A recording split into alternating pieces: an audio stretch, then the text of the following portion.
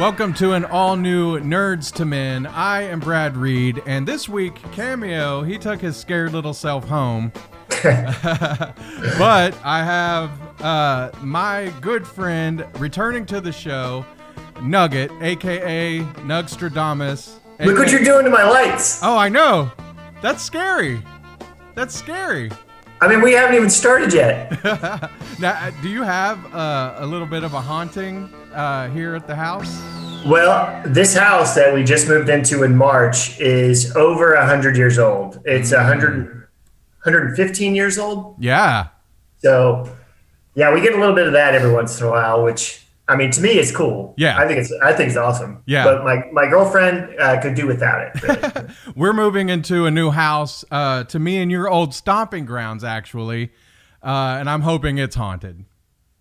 Nakoma Park. Yeah, Nakoma Park. Yeah. So I'm looking forward to that. It's not quite as old. It's not 100 years old, but I think it's like it was built in the 60s. So we're getting there. We're getting there. This one's actually been moved a couple times too. Like the foundation, everything was moved over. So it's really, yeah, it's crazy. You know, okay. So did you go to the state fair like as a youngster? No, not the Oklahoma one. Oh, okay. Well, they used to, because you grew up out east for a while, but they used to have like a house there, like on the property, and it was like this huge old house, and I was like, this has got to be haunted, and they ended up moving it to like some place out in Nakoma Park it's off of 23rd Street, and they sell like other manufactured homes and stuff, but they've got that house out there, and I'm like, that is so cool.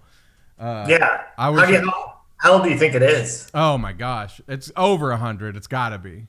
Yeah. So we were looking at some houses in the city, because I kind of wanted to return to the city to be close to people like you, Cameo. You know, all my friends that I left when I moved to Midwest City. But we ended up finding the best deal in Nakoma Park, and once you see it, you're gonna love it too. I saw the picture on social media. Oh, nice. Does it have it's the blue house with the orange door? Yeah, and it's got like I can either do a studio out in the garage, like there's a garage and there's a little room on that garage that's got electric and all that, and I'm either gonna put the studio in there or there's another room in the house that I may put it in there. But either way, it's gonna be awesome.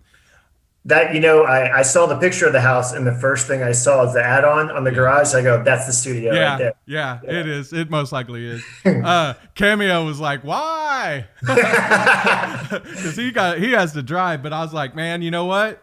When you start editing the show, we can move it closer to your house. Yeah, right? Yeah. So I have you on usually around this time. I'd like to have you on more. But schedules get busy and stuff. And man, since July, we haven't done as many shows because I haven't been in the best of health, but I'm getting better. But Halloween has always been like me and your favorite holiday. We've celebrated together. And of course we've celebrated with our loved ones and our families, in recent years. I was kind of curious though. Because my kids are grown, and I have nephews now that are younger, but we're going to do like a bonfire. We're not going trick-or-treating this year. Do you think a lot of people will be trick-or-treating, or do you think that's kind of going the way of the buffalo here? Yeah, unfortunately this year, uncertain times. Yeah. Unprecedented. Anyway, it's unprecedented. Did you watch the Saturday Night Live? Yeah. Hey, Saturday Night Live's been good the last couple weeks, by the way. But go ahead. No, I don't know.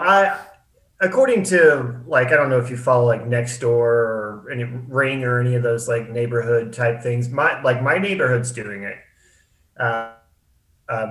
My sister's neighborhood is doing it. So and they're doing like kind of safety precautions where maybe they're out in the driveway instead of allowing the kids to come to the door and all that. Yeah. So it's going to be different. I know a lot of people are going to not do anything at all. Yeah.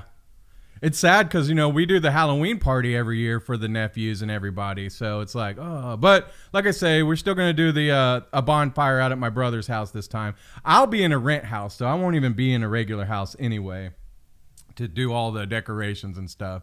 Oh, we decorated. Yeah. Yeah, but I don't know if because we're going to take Harvey trick or treating, so I don't even know if we're going to be here. So I'm trying to think of a way of not putting the dish out and saying take one because that's kind of lame. But and Yeah. then it never works out really.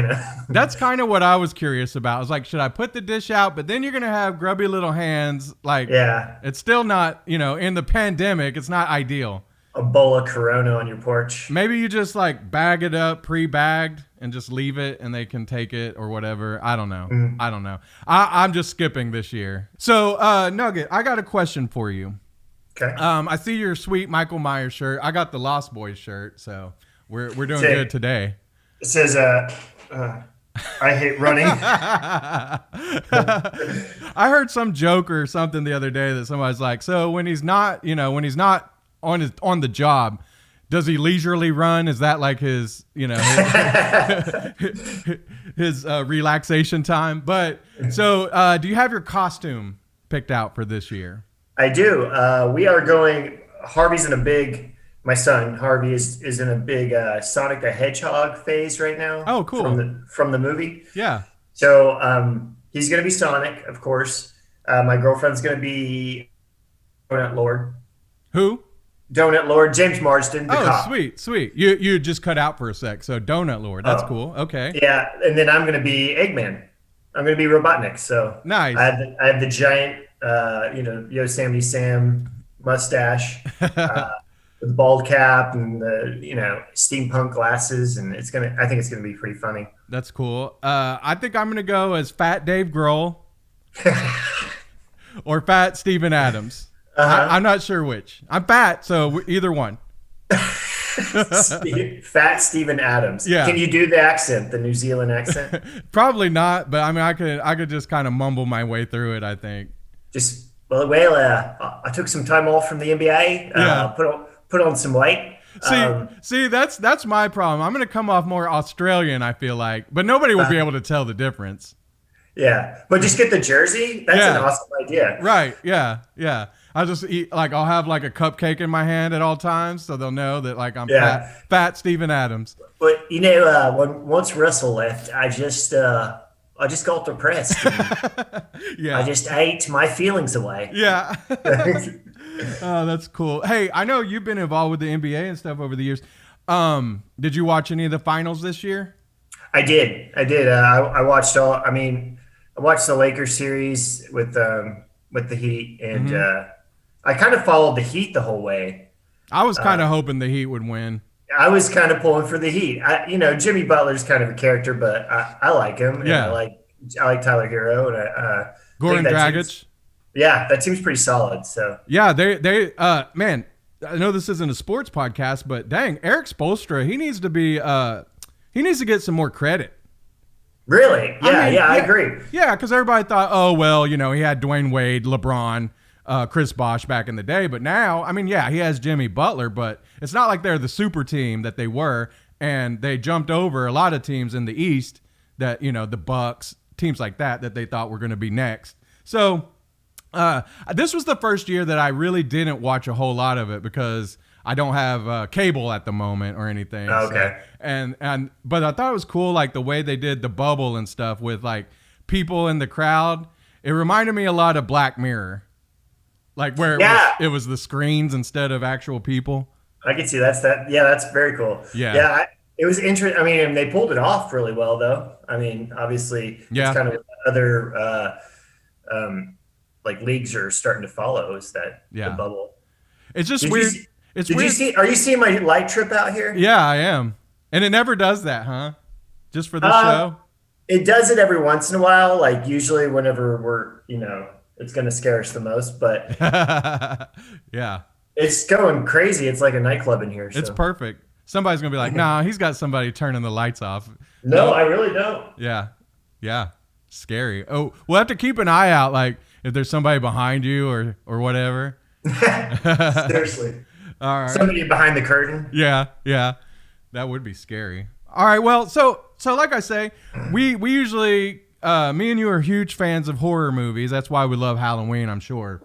Growing up that was my favorite time of the year. I loved it. So last year we got together and did some horror movie lists.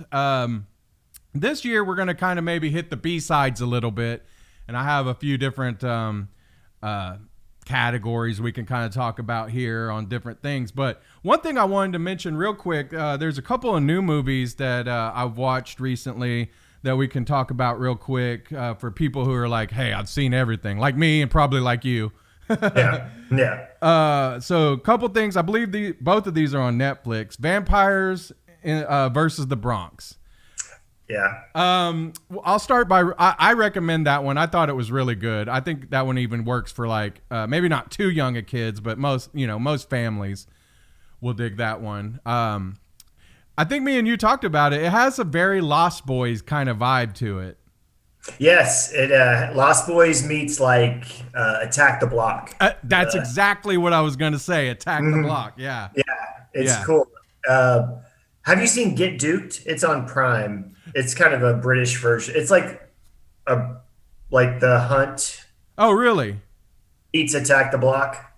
I haven't seen that one. I've seen the previews, but man, I'm so skeptical on horror movies nowadays. Like somebody has to kind of tell me if it's good or not. Yeah. I mean, you know how it is. You'll watch a ton of horrible horror movies, and I'm not sure I've got all that kind of time. Yeah. There's also Blumhouse just released like 4 horror movies to Prime. Have you watched any of them? I watched 2 of them. I watched there's Evil Eye and Black Box. I watched those, and then there's 2 more there's one called Nocturne and one called The Lie. The Lie. I watched The Lie last night. How was that? I liked it. I didn't love it, but I would recommend it. Okay. The 2 I watched, Black Box and Evil Eye, were terrible. Really? Just slow. Yeah. Like I understand why they were just released to streaming. Like they were brutal. But I have to check out The Lie then. The Lie, kind of slow as well, but I dug it. And once you watch it, we'll talk about it. Why? Is there a twist, I'm guessing? I mean, you know how it is. You know how it be. Yeah, it'd be like that sometimes. And then there's another one that I was actually excited about, and I gotta tell you, I didn't get all the way through it. But Adam Sandler has a new movie because he has that big deal with Netflix, and so he came out with Hubie Halloween. Did you watch it? I did. I loved it. You did love it? Did you not like it? Okay. I don't. Okay, I need to finish it. So the night that I watched it was one of those. I'm smoking and I'm getting a little tired, sleepy. So I didn't stay. Devil's lettuce. Yes. And so I didn't stay with it all night. I fell asleep. What I saw of it, I really honestly didn't know why he didn't just make it a Billy Madison sequel. Oh yeah. Like Billy Halloween or something, you know? Or Waterboy. I mean the names. Yeah. The names were Hubie Ledoux. Yeah. Bobby Lachey. Yeah. I really, because there was the references and callbacks to the other movies, which I thought was cool, but I don't know. Sometimes I have to watch. Sometimes when Adam Sandler does his weird little voices, it turns me off, and so sometimes I'll watch those like a second time and be like, oh, okay, I liked it better. But I need to finish Hubie Halloween. But it did seem like a lot of his other movies. I mean, it wasn't like groundbreaking, but you did love it. Which is good because I think going into it, you were kind of skeptical yourself, right? Yeah, I wasn't, because the voice really threw me off. Like I wasn't, when I saw the commercial with the trailer with the voice, I was like, oh, that looks stupid. But it was just fun. Like all the cameos and there's a lot of callbacks to like O'Doyle's and Ben Stiller in the beginning. I thought it was great. It's just dumb fun. Like it is. It is. That's what and it's so, everything's so serious. Yeah. It's kind of nice to have a stupid release. Well, so it kind of gave me like a Ernest Scared Stupid vibe. Mm-hmm. Which Ernest Scared Stupid, still one of my favorite movies. Top 10. Yeah, I watched that the other day with my nephews, and I was like, it still got it. I mean, it's dorky for sure. But did your nephews, they loved it? They loved it. Yeah, they want to watch all the Ernest movies now. They think it's a troll, right? The troll was a little creepy. Yeah. The little. So like the older ones, the 10 and 8-year-olds didn't, but my twin 5-year-olds were like, this is a little scary. Yeah, when my son and I watched it, he barely paid attention except for when that troll would show up, and then he was like glued to the TV, like, what's this dude about to do? Yeah. Like, yeah, I love that movie. I do too. It had actually been a little bit since I've seen it, but I mean, that's one of my childhood favorites. So let me ask you, other comedy horror movies that you love. I would say probably like Shaun of the Dead might be one of the best comedy horror movies. Some other ones that come to mind. Man, I'm trying to think. Oh, the best comedy horror movie of all time, The Ghost and Mr. Chicken. Never seen that. You've never seen it? Oh, is that It's with Don Knotts. Don Knotts? Yeah, I've seen that. Never mind. Yeah. I mean, look, again, somebody might be like, that's not even a horror movie. But that, I mean, it's the genre of scary movies, and then it's comedy, you know. I have a list. So Okay. best horror comedy. Yeah. Number 10, Cabin in the Woods. Cabin in the Woods? Like more of a satirical. Oh, yeah. no. Okay. For some reason, I was thinking Cabin Fever. Yes. Yeah. Cabin in the Woods, hilarious, and a great horror movie, all in one. And I mean, the mermaid scene makes it all worth it, and you're Yeah. like, oh, that's clever. Yeah. They Live. That was a comedy? I would consider it a comedy. Yeah. Okay. Like, I'm here to, chew bubble gum and kick ass. Oh, well, yeah. The whole Scary Movie franchise. Yeah. Well, I would say the first like 2 or 3. The Wayne's Scary Movie franchise, like the Wayne's brothers ones. Right. Those were good. After that, it was kind of Slither. Slither was great. Who did Slither? Was that James Wan? That was James Gunn. James Gunn, yeah. Of course. Of course it was James Gunn. I love James Gunn. Mm-hmm. Yeah. Yeah. Tucker and Dale versus Evil. Yeah. That's a great one. Gremlins 1 and 2. Of course. Number 4, Army of Darkness. Yeah, that's what I was going to say. So you got Army of Darkness, and then Evil Dead 2. Evil Dead 2 was like one of those movies that was unintentionally funny, but it ended up being hilarious. Yeah, which, I mean, I can still watch it to this day and, laugh at it. Actually, I would say Evil Dead 1 was unintentionally funny. Yeah. Evil Dead 2, I think they were like, all right, let's run with it a little bit. And then in Army of Darkness, give me sugar, baby. It just went over the top. Yeah. Idle Hands at number 3. Beautiful. I love Idle Hands. Yeah. Like, I can watch Idle Hands any day of the week. I love it. Devin Sawa and Seth Green. Yeah. Is awesome. Number 2, Beetlejuice. Love. It's got to be him. Gotta. I'm curious what number 1 is. Number 1, of course, Shaun of the Dead. Okay, there we go. Shaun of the Dead. I mean, inspired Zombieland. Well, not inspired, but there wasn't Zombieland without Shaun of the Dead. Sure. Cooties, Boy Scouts Guide, Little Monsters, all those zombie movies that kind of followed that were funny. That's all. Zombieland could have made it on that list too. That's a pretty funny one. Yeah, but I left it behind. It's behind Shaun of the Dead to me. Like definitely the best. I love that scene where they're beating on the zombies to that Queen song. Yeah, Don't Stop Me Now. Yeah, I'm having such a good time. I also put honorable mention Behind the Mask, Leslie Vernon. You ever seen that one before? I don't think I have. It's good. The Hunt or Ready or Not. Those are 2 newer ones. What We Do in the Shadows. Oh, What We Do in the Shadows. That would be in my top 10. I love that. The TV show is great. Do you watch the TV show? I haven't watched the TV show. You gotta. You'll love it. Even though Jermaine Clement's not in it, or Taika Waititi. No, but they do make a little bit. They do make cameos. Oh, they do. Okay. Yeah. And then Happy Death Day. I think that's a funny one too. Now, any of those?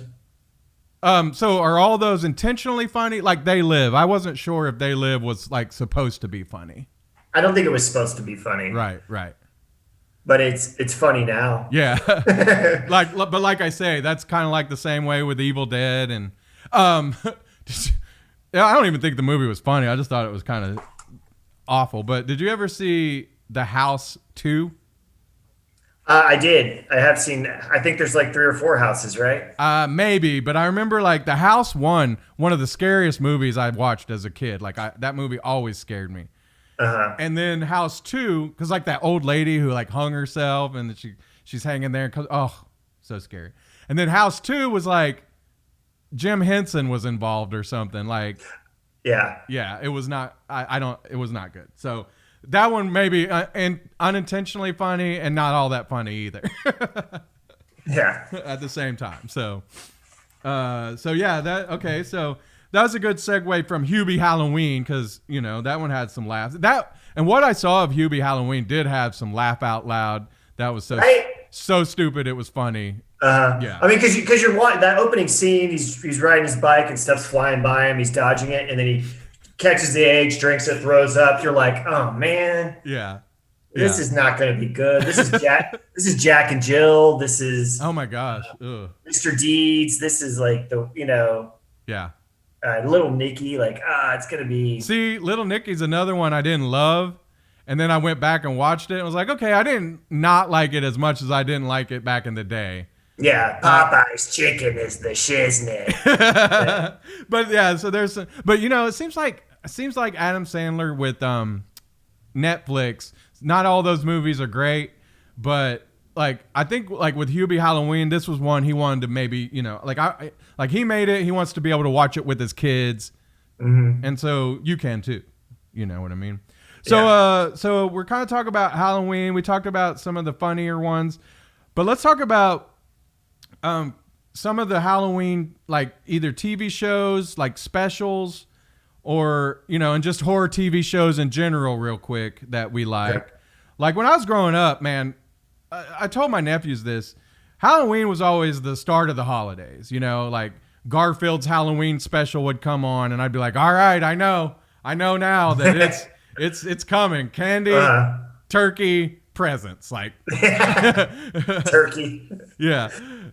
So I always loved it. I always watched all the shows. So like Garfield's Halloween, the Addams Family Halloween special, like those things I had to watch like every year.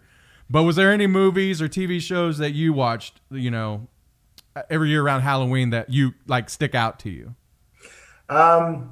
Probably, I mean, it's on its 31st one this year on Sunday is the Treehouse of Horror. Yeah, that's a good one. Yeah. Yeah, it's always solid. And they've been showing it, I think, on like FX or something. They're showing all of them. So I've been catching all those. And then the new one is this weekend. Yeah. Those are always good and a little bit creepy. Yeah. I mean, yeah, some of it's a little scary. Like all the Sideshow Bob who wanted to kill Bart I love it though.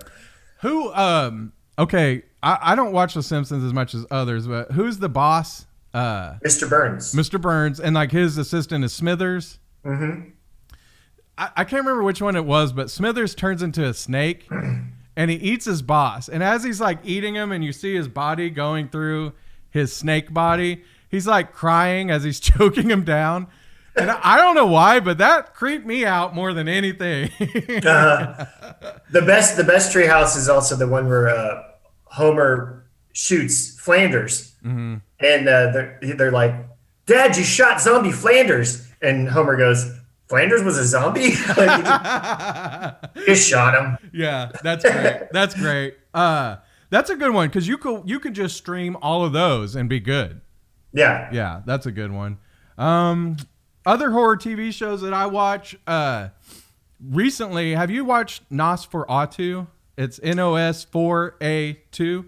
Yeah, the Joe Hill. Yes, Stephen King's son. Mm-hmm.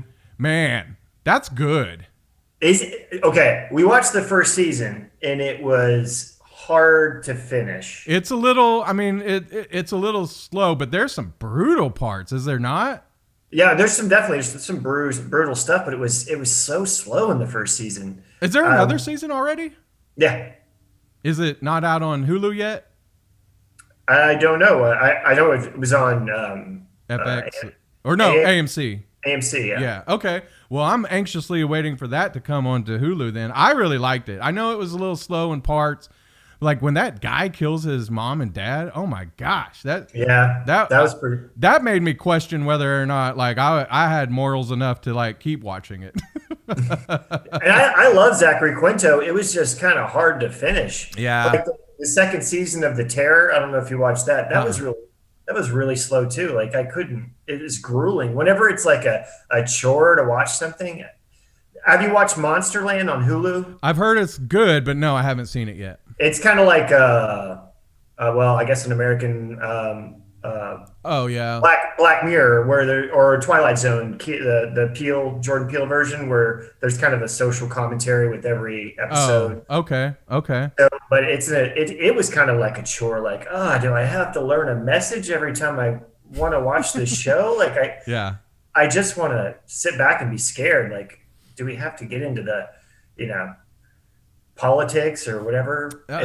There's been a lot of that in the TV shows lately. I've noticed. Mm-hmm. A lot of them revolve around these like current issues. It seems like, even though they'll be set in different times, like Lovecraft Country. Have you seen it? Yeah, I've watched it. Yeah, we watched a little bit of it. I haven't finished it yet. I dig it. I dig that one. Are you watching Haunting of Bly Manor? Yes, but I would say about 4 or 5 episodes in, it is not near as good as Haunting on House or of Hill House. Is that the name of it? Yeah, Hill House. Yeah. Yeah, that one was great. I don't think this one's so good. Do you find yourself focusing too much on the peripheral? Scenes? Yeah. But sometimes I don't. Like back in the Hill House one, you would see them all the time. Can you do a thing where I do a Pulp Fiction square? I'll try. I'll see what I can do. Yeah. Nice.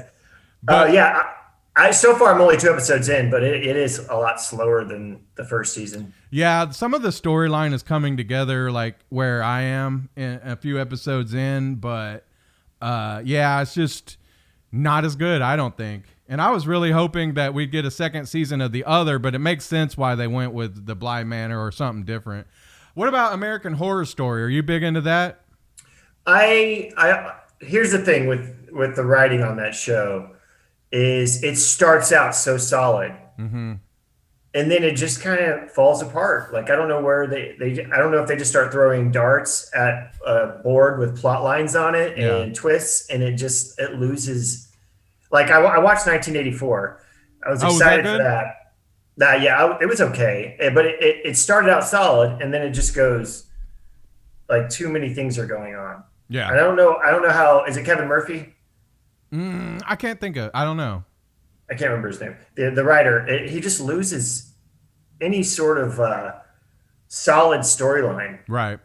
And he just starts trailing off in different directions. So I've tried to start a couple seasons. The first season I liked. I watched it, liked it. Some of the seasons just didn't grab me, so I didn't really go into it. The Hotel. That's a good season. That I'm sorry, but Lady Gaga as a vampire, that gets my jiggly bits all it makes your pants tight, in a tizzy. Yeah. Oh, wow. It's like I'm climbing the rope in gym class. And you like Gaga, huh? I mean, not normally, but when she's covered in blood, and something about that. So is it like the vampire? Yeah. So like Aaliyah and Queen of the Damned? I mean, that was a shitty movie, but yeah. Yeah. I mean, I would date any vampire girl. I'm trying to think of some others. So Monster Squad, his goons. Well, maybe not them. Okay. I have a preference. Oh. And it's the lady. Kind of type. Yeah. No, I mean Monster Squad. You had the 2 goon girls. Okay, yeah. Okay, yeah. So it's been a minute since I've seen Monster Squad, but I remember when I was a kid, we watched that all the time because of course, the best line of them all: "The Wolfman has nards." Nards. Yeah, mm-hmm. Yeah. That was a great one. So, go ahead. No, I was going to say a couple other ones we've been watching we watched Marianne on Netflix, which is a French movie or show. It's pretty good. Evil. Are you watching that? No. Is that got the guy from Lost? I don't know. He was the bad guy, but go ahead. I think I saw him on the poster. Is it? I don't know if I didn't watch all Lost. He's he's kind of like he's unassuming. You wouldn't think he's like a. It's got the dude from Luke Cage. It's got Luke Cage. Oh, okay, that's the one. Okay, different one I'm thinking of. But yes, I have not seen it, but I did see that the other day, and I was like, oh, it's got the dude from Luke Cage. I should watch this. Yeah, which it's good. It's like the X-Files, but cool. With they work for the Vatican, so it's kind of like Exorcists meets X-Files. Did you watch the Creepshow reboot on Shudder? No, that's what I was going to ask you about. So that one and not Tales from the Dark Side. The one you said Jordan Peele, the Twilight Zone. Have you seen any of those? I did. We watched them. They're on. You can rent them. So we watched them. They were okay. Like I think he was trying a little hard with the social commentary, but he did a good job of paying tribute to the original, which I appreciate. And he got a good cast, and so it wasn't bad. The Creepshow, it's a guy Nicotero who does Walking Dead. He helped make that. So I mean, it was good. It had a lot of the old vibes from the first, from Creepshow 1 and 2 and 3. But it wasn't that great. Like really? It seemed low budget. Okay. So Creepshow is one of those that I never watched because it was on HBO, I believe. And growing up, we didn't have cable. Are you thinking of Tales from the Crypt? Yes, that is what I'm thinking of. Tales from the Crypt. What was Creepshow on? Creepshow was just a movie. Oh, that was the movies. You're right. With the Stephen King. Romero. Yeah. Okay. With the wooden Indian, I think, and then okay. So they made a TV show of that. Yes. Okay. Yeah. But didn't I hear that Tales from the Crypt is coming back? I haven't heard that, but that sounds awesome. Tales from the Crypt was the one I was going to say. I never got to watch it, but I do have some DVDs of it that somebody gave me from the old days, so I need to watch it. Yeah. The entire series right there. See, I maybe have like seasons 1 and 2, but I'm going to check them out. You love those, I take it. Oh yeah, I was way too young to be watching them. I think it was like they started in like '87, and I was watching them live as they were premiering. So like I was way too young to be watching, but they're still awesome. Like we were just talking about like the comic books. I used to buy the comic books, the Vault of Horror, Tales from the Crypt, the EC comics. Do you remember those? Yeah. Yeah. And I wish I was trying to figure out how I could track those old issues down, like if they're reprinted or if they've been like volumed in a book series or something. Like I really would like to find those. So when we used to do all the shows at New World Comics over on 50th off of Northwest Expressway, they would always try to hook me up with horror comics like Halloween or The Lost Boys. And I cannot remember if I have any Tales from the Crypt. I'll look. But you might check with them. They have old stuff all the time. They've got a bunch of new comics, old comics, Speaking of those old shows, do you remember Monsters? Yeah. Monsters is awesome. And it's streaming now on Amazon. Is it really? Yeah. Oh, that's cool. That one took me back too, because I was like, that one was when I was a younger kid. Monsters. And then I mentioned it earlier. The king of them that scared the bejesus out of me was Tales from the Dark Side. Yes. Did you watch the movie? You ever see the movie? Yes. Yeah, I have seen the movie. That was the one with the or was that Twilight Zone? With the guy with the monster looking thing on the plane? Like that was Twilight Zone. Okay, yeah. But I have seen Tales from the Dark Side, the movie. That's the one with the gargoyle. Okay, yeah. And it's on the cover too, the gargoyle, isn't it? Mm-hmm. Yeah. I have seen that one. It's been a while, but like just that music, that opening music when I was a kid scared me. From Tales from the Dark Side? Yeah. It would kind of get that that image would get like dark. Yeah. Yeah. It creeped me out because I mean that show was on when I was like 5 or 6. I mean that show was on a long time ago. Mm-hmm. So I remember my mom liked it and I would watch it with her, but then most of the time I'd be watching it like under a blanket where I was scared. Yeah. So yeah, I think you had mentioned The Walking Dead earlier too. Are you still watching that one?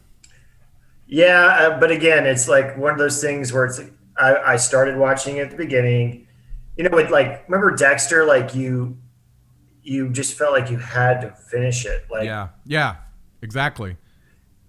which they're bringing Dexter back, which is awesome. Exactly. I wanted to bring that up too. So I haven't watched The Walking Dead in quite a bit, like 3 or 4 seasons now. And a lot of people that I've talked to are like, yeah, you're not missing much. But You're not. I did not love how Dexter ended, but I am excited that they're going to bring it back and hopefully maybe kind of, fix that. I think that they realized that they kind of messed that up. Mm-hmm. So hopefully they can do something with this it's a limited series, right? It's only going to be one season. Like yeah. You think 8 everybody, episodes. is everybody coming back? Like his sister wife? Well, didn't she, I don't want to spoil anything. She doesn't make it to the series. Oh right? yeah. Maybe she doesn't. Maybe she doesn't. Maybe I'm forgetting. But I mean, there's always Lumen. Was it Lumen? Lumen? No, Lumen was Julia Stiles. Yeah, Julia Stiles. Yeah. No, because I was saying his sister, he was married to her in real life. That's why I called her his sister. Jennifer Carpenter. Yeah.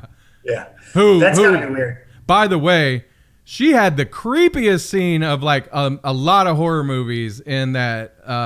What was it? The Emily Rose, the Possession of Emily Rose, because she did all that stuff like where she was all contorted, but she did it in real life. She wasn't like that. Wasn't like all CGI'd. Oh, I didn't know that. So she did all that in real life? Yes, she was actually able to like do whatever it was with her body, where she would look like she was all like a crab or something. That's awesome. I was like, if I walked in on that, I'd be like, hell no, I'm off this movie. So, but yeah, I'm looking forward to Dexter coming back for sure. Okay, let's, so like I said, last time we did give a pretty good list of all of our favorite horror movies. I was kind of wanting to know, like, are there any cult favorites or B-sides that you wanted to throw out there? Maybe some that people wouldn't really remember. Like one of them that I remember growing up was, and it stuck out to me for this reason, like it's called Hotel Hell. Did you ever see that movie? Yes, I think I did. Is that where they plant people on the ground? Yeah, and their heads are just sticking out of the ground and they're like watering them and stuff. Yeah. So again, that movie might not be something that you can find very easily, but that is a weird ass movie. Basket Case 1 and 2. Did you ever see that? I saw the first one. I never saw the second one. Both of them crazy. I'm trying to remember which one that one is. Basket Case is the one where the guy has like a a conjoined twin. Yes, but it's like this little like, it doesn't look like a person, and so he gets it removed and he keeps him in a basket. Well, it starts getting out and creating, running amok. Yeah, so that one, another one that might be. You might have trouble finding it, but it's one of those weird ones. Those are the best ones. I've been on a mission lately to go and track down these movies that like embedded in my brain, certain things. Like nobody knows. One of them, Strangeland. Do you remember with Dee Snider? Yeah. That's one. There's a movie called Pulse. That was the original. I think it's called The Pulse, or I don't know. It was the original like. Final Destination. Oh, okay. Yeah. Where electricity is all around us and it's trying to kill us. Oh, okay. Is that an older one? Yes. Like 87. It has Matthew Lawrence. I think Joey Lawrence is in it too. They're nice. I mean, they're babies. There's Whoa. There was a movie called Fortress. Do you remember that? It was Australian. Mm-mm. And they all wore masks. It was the original Strangers. Oh, okay. Yeah.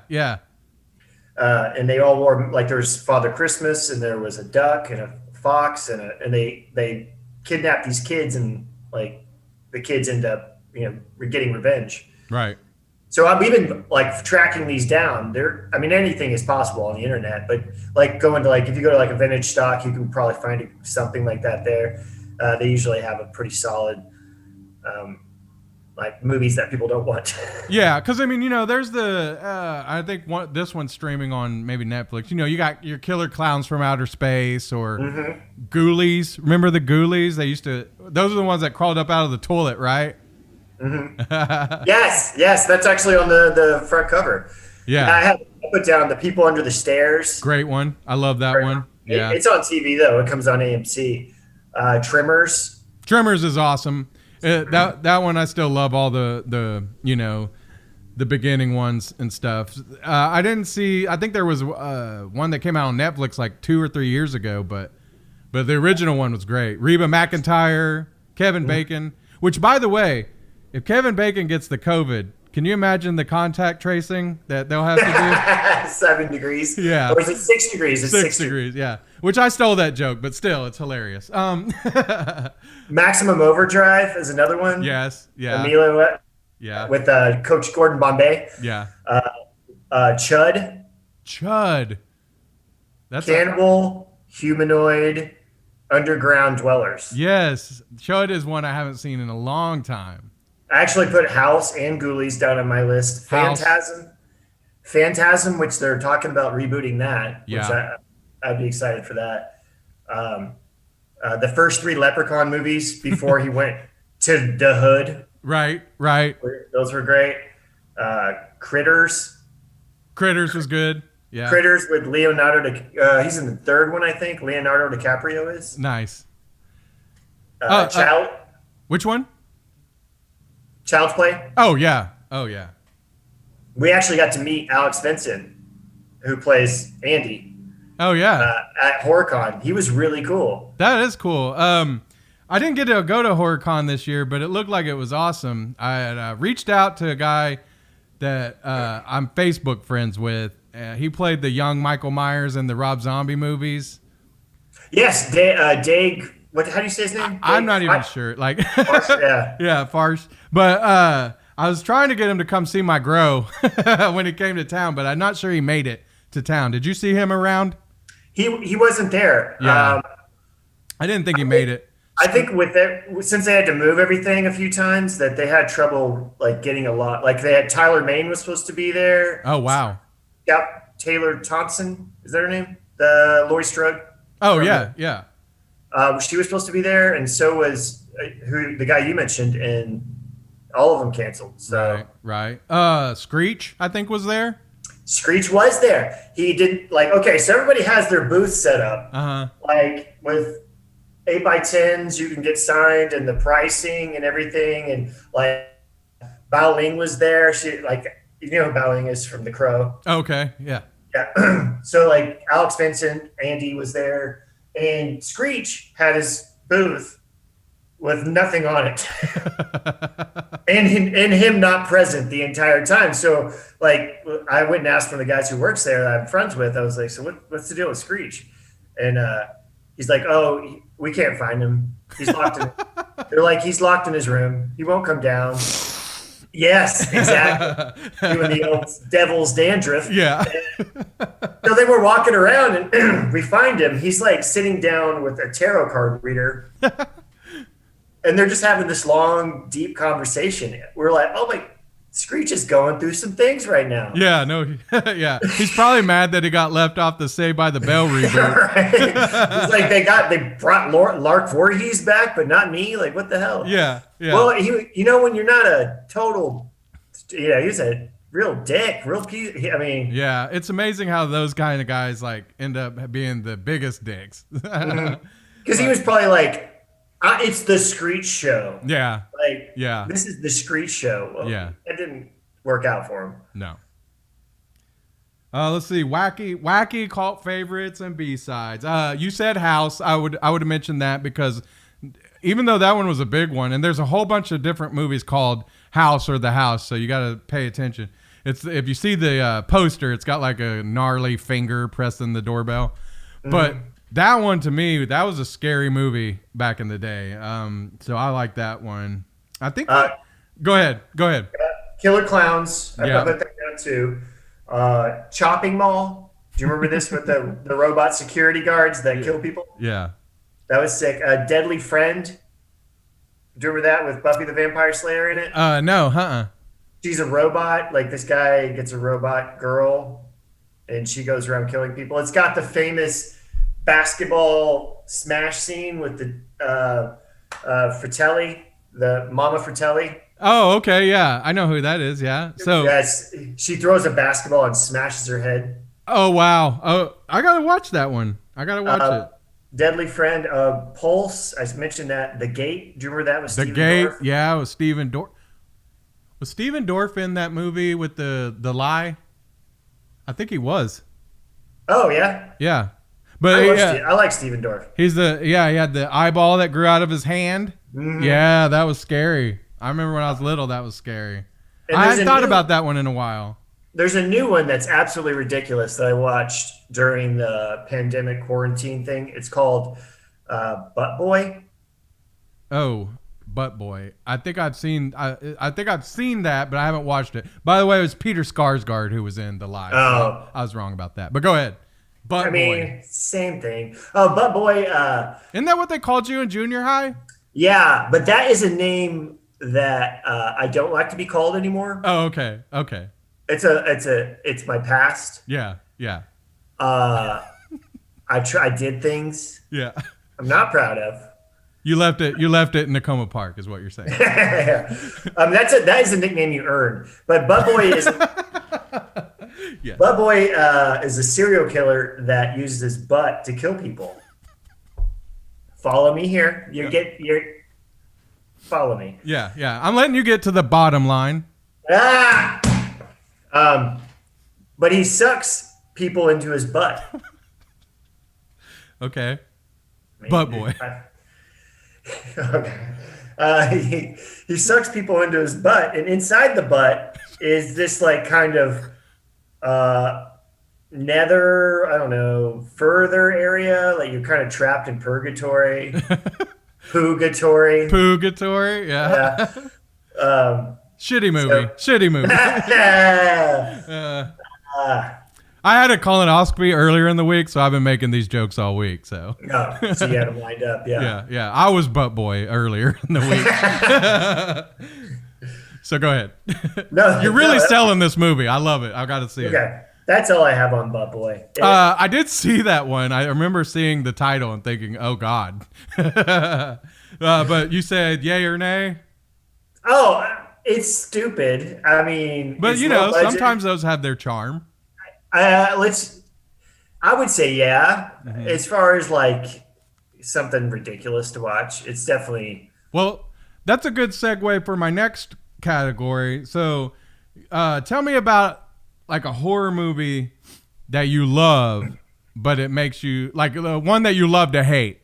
Like other people would cringe, but you actually love it. Is it Butt Boy? Yeah.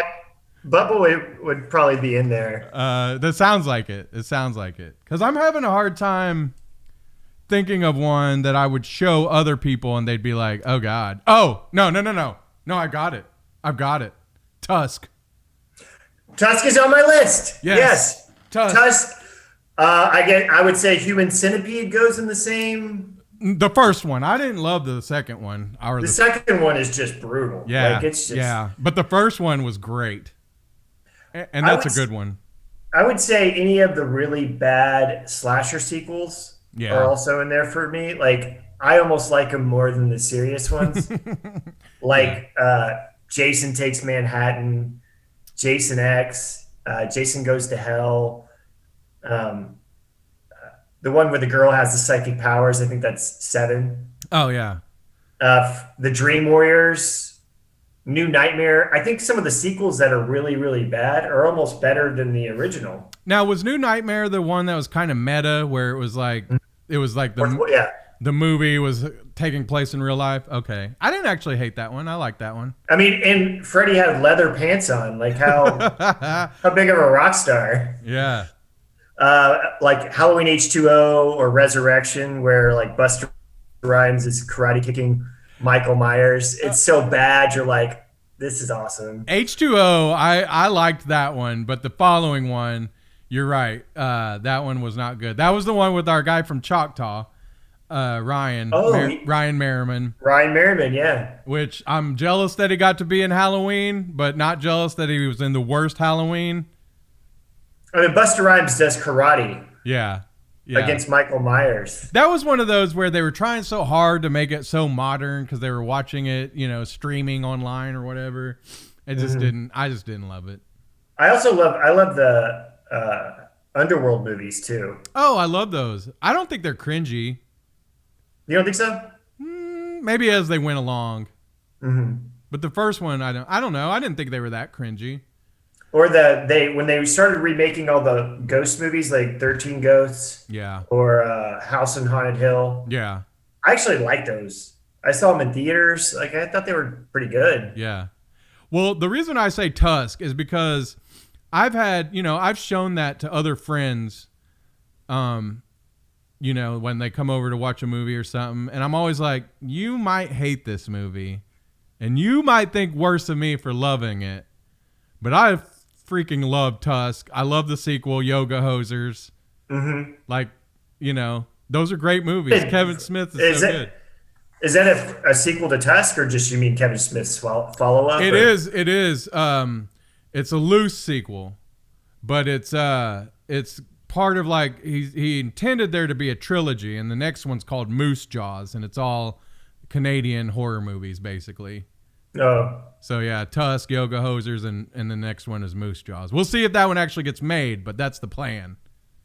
I actually just read somewhere, where Tusk they're going to make a sequel to that. Mm-hmm. Like Kevin Smith is already talking about it. So like a direct sequel to Tusk? Yeah, I think so. Or maybe it's part of this trilogy. Yeah, that's probably Moose Jaws, but yeah. But have you seen Yoga Hosers? I think I watched most of it. It's one of those movies that's like on the elliptical at the gym, so I was kind of half paying attention to it. Yeah, that's one I think you should watch again. I really enjoyed it. Bratzies. Did you get to the Bratzies? I didn't. I don't remember what the Bratz. Oh, Bratzi, the Bratwurst Nazis. Yeah. Okay. So stupid, but I love it. Like that's what I'm saying. Those are cringy. You love to hate movies. Anything else on your list before we move on? I think that's I mean, Tusk was on my list number 1 too. Yeah. Well, we watch TV. We talk about TV shows and specials we watch every Halloween. Is there like a certain movie you got to watch every Halloween? Of course, for me, it's like Halloween. Of course. Yeah. The first one, and then I had a conversation the other day with somebody about the reboots. I still love those reboots. They weren't as good as the originals, but they had their own charm, I thought, with what Rob Zombie added to them. A new one for me in the last probably 5 years is Trick or Treat. Oh, yeah. I love that movie. I haven't seen that one. I need to... It's got, of course, now that you see it everywhere at any Halloween store, is the little dude with the burlap sack on his head, Sam. Yeah, Sam. I was going to say, like, I haven't seen that movie, but everybody knows who Sam is. Yeah, Sam it's these 4 or 5 stories all kind of intertwined, what would you say? Like, they're all kind of rolled together. Like in the background of one scene, you'll see characters from another scene. Oh, okay. A previous scene. But Sam is kind of takes you through these stories, and he's also part of one of them. So I love that movie, and every year I've been watching it. Like I can't wait. Harvey's only 8, so we're getting there soon. He'll be able to watch something like that. Maybe the TV version, a little less scary.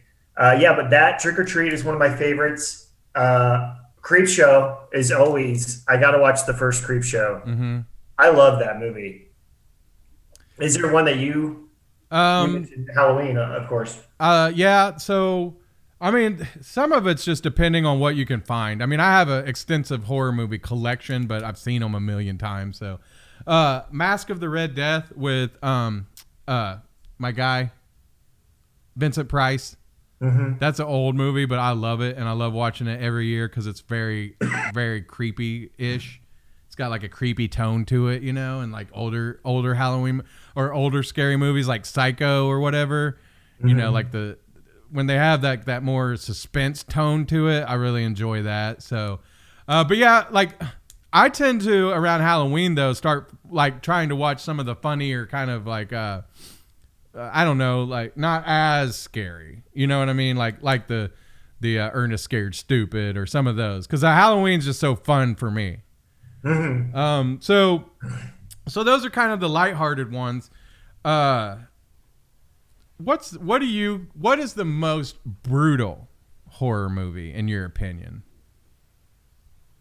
Okay. I have a list of 10. Okay, let's hear them. Maybe we can decide together what is the most brutal. Yeah. Okay. All right. I got Martyrs. Martyrs. Have you seen Martyrs? I believe I have. It's the one where basically this company is pushing people to the limits of death.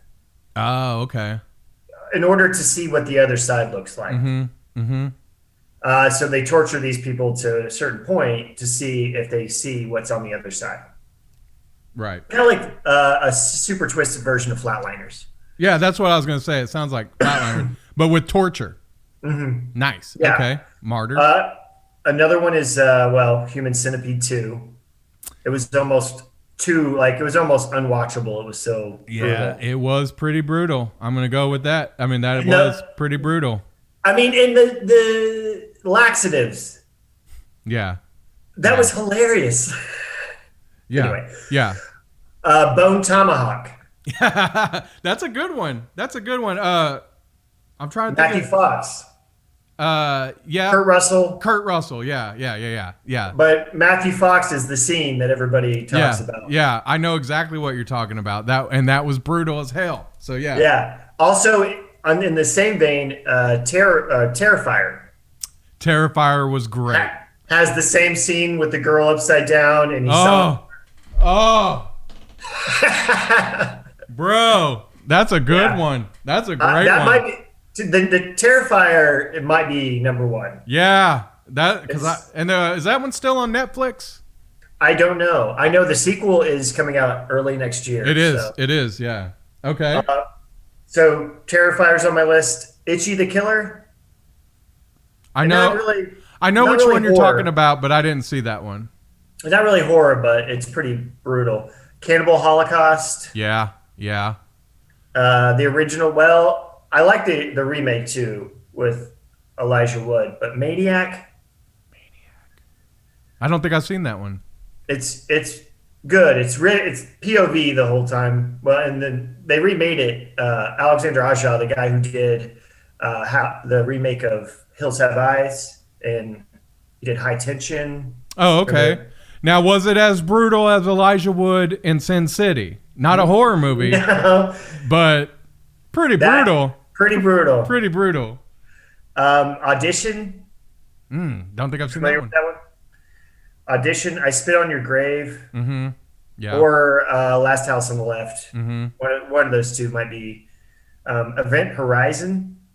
The space movie, right? Mm-hmm. Yeah. With Sam Neill and Lawrence Fishburne. Yeah, I've seen that one. It's been a minute, but yeah. It's got a crazy story, so that's what is interesting to me. Yeah, it does. Dude, what would you say is one of those for you? Like, what's your number one? Is that your list right there? Yeah, that's 10 that I wrote down. Out of what you mentioned, Terrifier probably.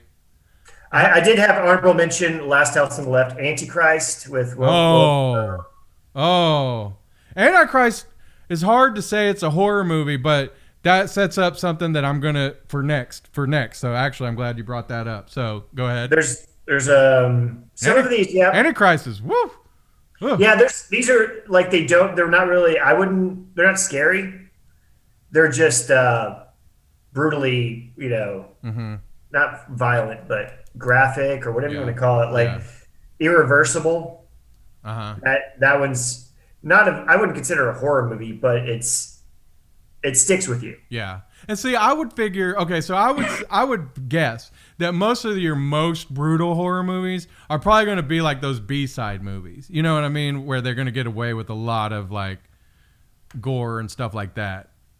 But one of them that I would say, just me personally, Devil's Rejects.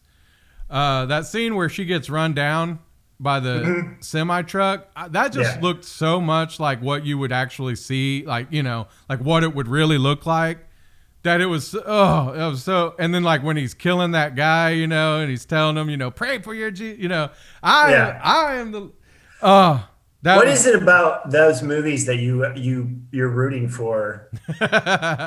Otis and that's good because I'm a bad guy too.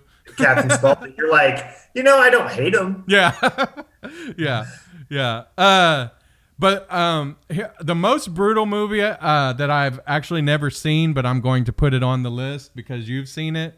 I think either you've seen it or you've read the rundown and you decided, like me, you never wanted to watch it. A Serbian film. Yeah. That was the next one I was going to get to, was a Serbian film. Not a horror movie, but horrific to watch.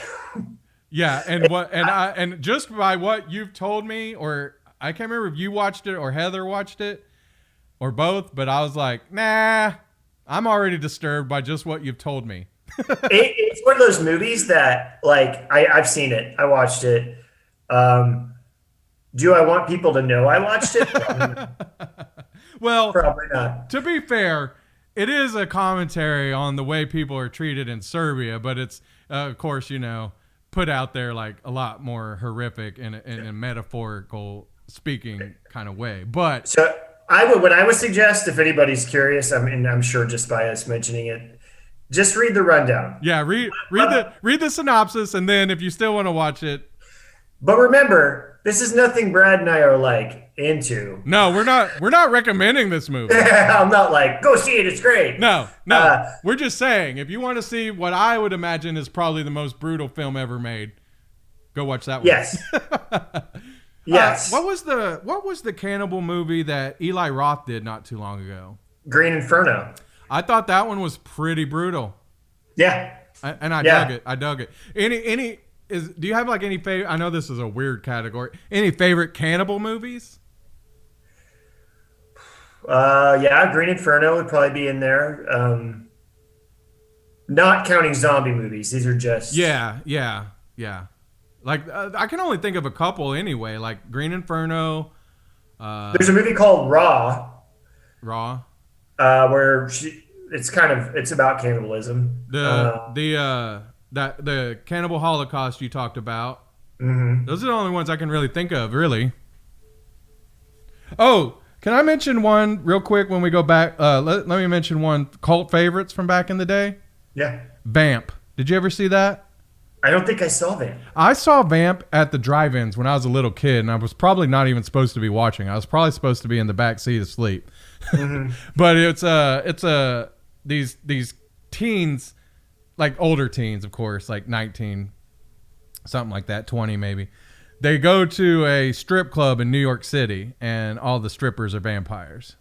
Oh, kind of like Dusk Till Dawn? Yeah, kind of like that, but not as good as Dusk Till Dawn. But so I'm throwing that one out there. I know I just jumped from a different category, but that's cool. Of course, you know, some of my favorite vampire movies are like that, Fright Night. I even like the remake. Did you like Once Bitten? I don't think I've seen that one with Jim Carrey. Mm-hmm. Did you like it? Yeah, I mean it's funny. Yeah, it's a ridiculous movie, but I love it. Yeah, I need to check that one out. So, and then of course, you know, I love the Lost Boys, and then there's the other. You know, there was another '80s vampire movie. We might have talked about this the last time that got put out at the same time as the Lost Boys, and I'm trying to remember the name of it because it's set in Oklahoma and Bill Paxton's in it. Does that ring a bell? Man, I'm mad that I even brought it up because now I'm trying to remember the name of it. I can remember the because isn't Bill Paxton kind of like zombied out in the cover?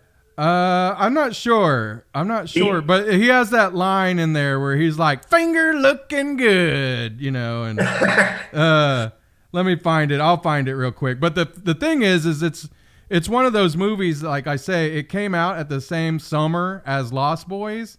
And so like nobody really paid attention to that one. Man, Demon. No. Demon keeps coming to my mind. I can't. God, I have it in the Near Dark. Near Dark. Near Dark. Yeah. Yes, I do remember that. Which Bill Paxton was in another great horror movie called Frailty. If you didn't see that one, I love that. Frailty is one of my favorites. That one's on either on HBO Max or one of those that you can stream right now too. All right. So we were talking about the most brutal horror movies. And so this might, correspond with that, but I'm gonna ask you for the best kill, and I'm gonna. Do you mind if I go first? Yeah, go for it. I believe this was made. It might have been made by the same guy who made Antichrist because he's made several movies, but I could be wrong about this because I think it also could be the same person who made Midsummer. But did you see Hereditary? Mm-hmm.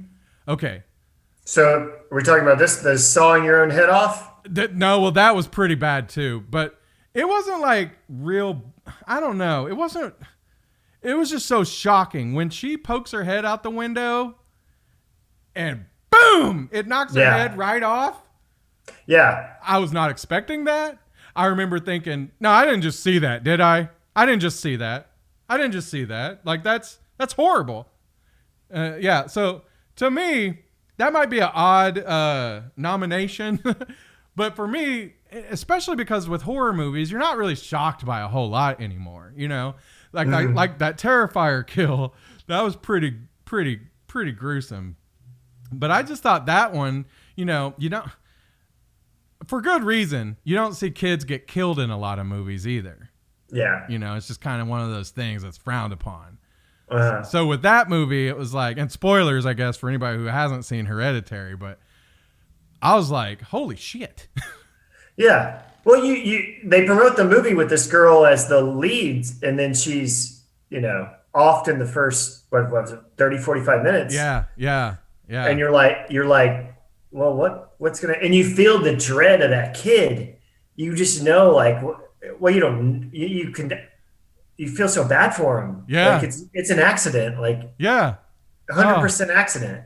Oh, so that one just disturbed. In the way he just goes home and goes to bed. Like, yeah, you probably wouldn't do the same thing, but you've never been in that situation. Like, you don't know what you do. Like, yeah.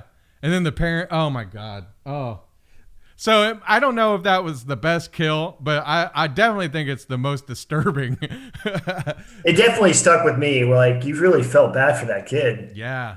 Crazy. If you haven't seen it, like I say, that is a big spoiler, but go ahead and watch it. If it's been out a while, so I think most people who wanted to see it have seen it. But is that tied to Antichrist? I know that guy made like a trilogy of movies, but I can't remember if it's the same person. No, that guy does a whole different set of weird movies. He did Melancholia. Yes. Antichrist. What else did he do? He just did the one with not Matt Dillon. Is that right, Matt Dillon? I'm not sure, but I know it. The house that somebody built. I can't remember the name of it. Yeah. But he's done a whole bunch of weird movies. He's kind of a weird director, and he is. I remember seeing Kirsten Dunst in a press conference for Melancholia, and the director starts going off on this weird pro-Nazi tirade, and you can just see Kirsten Dunst like, oh shit. Was it? Did you watch? Did you watch The Boys? I did. Was it the same look Homelander gave Stormfront when she started talking about white power? Oh my god. Oh my god. Yeah. So like the Antichrist movie, like that one, and you said Melancholia, and I know there was a third. Like they were kind of like Nymphomaniac. Mm-hmm. Those were crazy movies too. His name is Lars something, I can't remember. But those were kind of like a trilogy. No, the director who did Hereditary and Midsummer. What is his name? I don't know. I have to look that up too. Fede Alvarez, or is that the? Let's see, Hereditary. Did you watch Midsummer, by the way? I did watch Midsummer. I thought it was great. I thought it was really good too, but like these, it's just that they're just so strange. They're not like your typical horror movies, and that's what I dig about it. But Midsummer, Ari Aster, Ari Aster, yeah. I get these names like Alexander Aja, Ari Aster, Fede Alvarez. They all swirl in my head. Yeah, there's so many. There's so many movies. Okay, so what are your nominations for Best Kill, and is one of them from Final Destination? Final Destination, there's a lot of great kills. Yeah. The airbag kill is great, where she, her head goes to, that pipe goes through her head. There's the, what are some good ones? Well, we've discussed just that opening sequence from Final Destination 2. It's anytime I get on the highway, I'm like, oh God, oh God, oh God, oh God, oh God. The airbag one's great. I'm trying to think of some more great kills, and the nail gun. Oh yeah. I think that's the third one. Yeah. The tanning bed. I think that's the third one also. All those are kind of memorable, and like fears that we secretly, what if this happened? Like you're just driving down the road and you never know. Yeah. So I think those are great. Yeah. That's, I would say, I mean, do you have a favorite kill from Final Destination? No, not necessarily the kill, but like that whole sequence to me was just amazing in the first or the second movie. And then, it's one of those things where like I could keep watching all these movies and I'd be like, okay, when Michael Myers stomps in the dude's head in Rob Zombie's second Halloween, that was great. It was gross and it was awesome at the same time. Scream, where Rose McGowan gets caught up in the garage door. Great. I love that one. So, I mean, there's so many, the Lost Boys when they're killing the vampires and he's like, death by stereo. So there's all kinds of kills that we could nominate. So it's going to be hard to say which one's the best. I actually have the Halloween bouncer kill on my list. Yeah. Because the curb stomping, and I love that actor that he kills. It's just, the whole scene is brutal. Cool. Brutal. He choke slams him and then curb stomps him. You're like, oh, dude. Yeah. Yeah. I also put in Ghost Ship, the opening sequence, the wire cuts and it slices through the entire dinner party. Yeah. Remember that? Yeah. It's pretty brutal scene. American Psycho dropping the chainsaw down the stairwell. Yes. That was pretty good. He's timing it out perfectly and he drops it and he's like, ah! And it starts. That's an awesome scene. Jason X, the liquid nitrogen. You know what I'm talking about? I don't think I've seen Jason X. Okay. That's not the one. Is Jason X and Jason Goes to Space the same movie? Yeah, same movie. Okay. Well, he takes a girl. She's a scientist in a midriff. Puts her head in liquid nitrogen and then smashes it on a counter. And it's like, crystallized by that point. Johnny Depp from the original Nightmare. Yes. Sucked into the bed and then blood just shoots everywhere. That's a great one.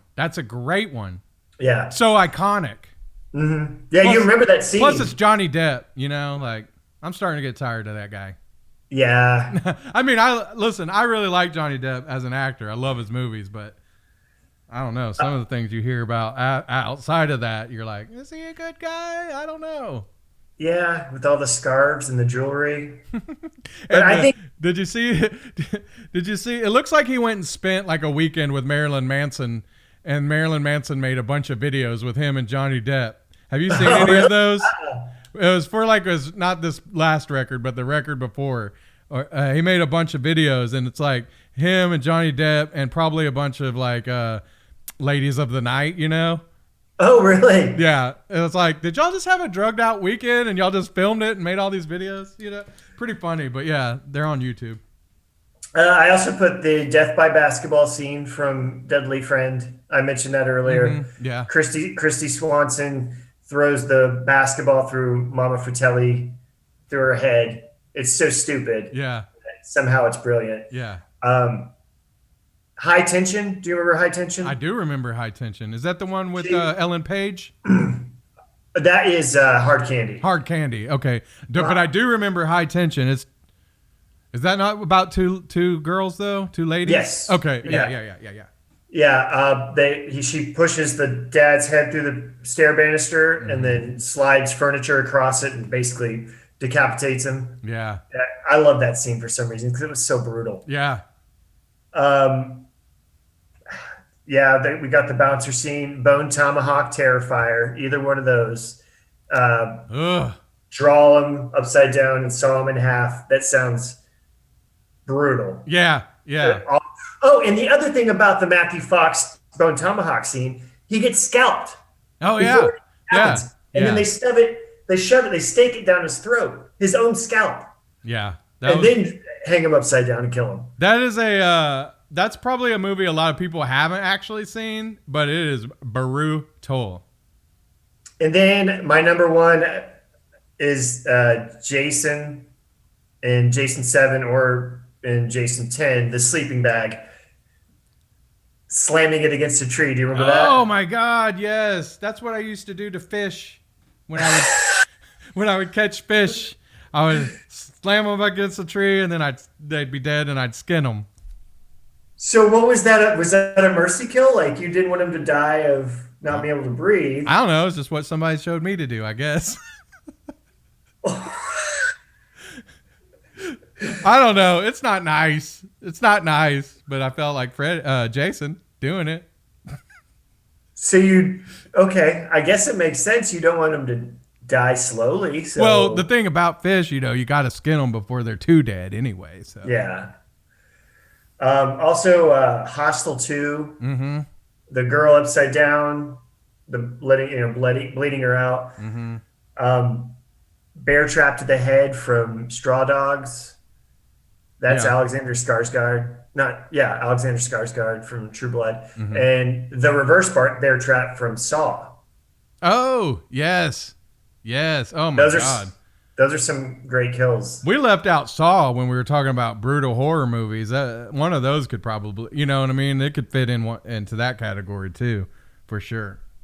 I just did, whenever he got in, or the Saw movies got into, like, Jigsaw did it for all those things for a reason. Once they just started like killing people because they it kind of got a little. Well, I thought the whole appeal of the first one was, the twist at the end, of course. Like I didn't see it coming. He just stands up in the middle of the room. Yeah, and you're like, oh snap. Yeah, exactly. And so then after that, there's not, there's no recreating that. You're gonna, but yeah. So I guess what I heard was the next Saw movie is gonna have Chris Rock. Chris Rock is behind the whole thing. I'm kind of intrigued. I think it's called Spiral. Uh-huh. And it's based on I guess not like a reboot, I guess. Yeah. Because it's in this Saw world. Yeah. It's just a grittier version of it. Which just, watching Chris Rock and Fargo doing, something that's not funny, I think he's going to do great. I love Chris Rock. Yeah, it looks good. So, okay. So, like I said, it's hard to say what the best kill is, but so we might should say memorable kills. Any more on your list? No, that was my list. Those are the ones that stuck out to me. Yeah. I mean, like I say, everybody's going to have 10 others that they're like, what about this one? What about this one? So it's hard to get all of them, from all the horror movies we've seen. All right, so we're getting close to the end here, but I got a couple more for you real quick. All right, so I want to know who wins in this battle royale. And some of the contestants are very predictable, but Michael Myers, and some of them we've actually seen fight. Jason Voorhees, Freddy, Pinhead, and Warwick Davis. Warwick Davis as Leprechaun? Yes. As Willow? Or what are you doing? Yeah, no, Warwick just takes off whatever mask and he's like, I'm going to kill you all of y'all. No. So is Warwick Davis, is he Leprechaun? Leprechaun, yeah. Okay. All right, so who wins? It's going to be bloody. Yeah, it's hard because Freddy, Pinhead and Leprechaun are all supernatural in their own way. Yeah. Michael and Jason aren't. Well, I don't know. Yeah, they're a little. Theirs is kind of up in the air. So, man, it's hard to fight somebody who's got the whole power of hell behind him. Like Pinhead seems unstoppable, but so does Freddy. I mean, anything is possible. I don't know. The leader of the Cenobites. I have to go with Pinhead, maybe. I mean, Pinhead, it seems like he can do the most damage. He's also the manager of Cinnabon. I didn't know if you knew that. I read that. Yeah. It was, I heard about that. Yeah. Which is a big promotion for him. Yeah. Leader of the Cenobites to manager of the Cinnabon. Could you imagine him just walking around? He's got a tag on that says Pinhead. I would probably leave. I don't know. I'm gonna have to go with Warwick Davis. I just think he's crafty. You think so? Yeah.